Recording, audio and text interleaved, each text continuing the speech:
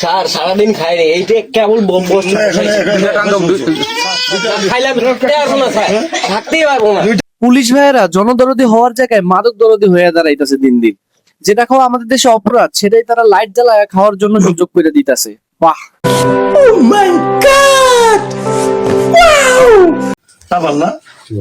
খাইতে হয় নাকি?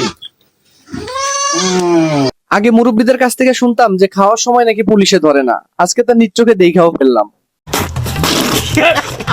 এরকম একটা ভালো কাজ করার পরেও অনেকে এখন এসে বলবে যে পুলিশরা নাকি ভালো না, তাদের ভিতরে মানবিকতা নাই।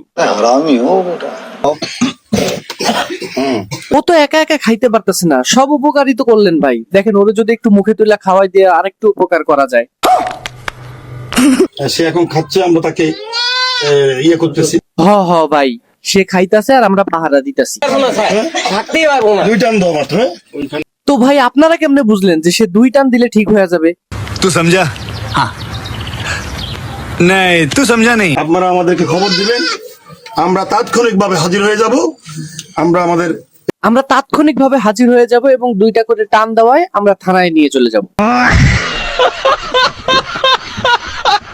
ভাই, মানবতা এখনো আমাদের সমাজে বাইচা আছে।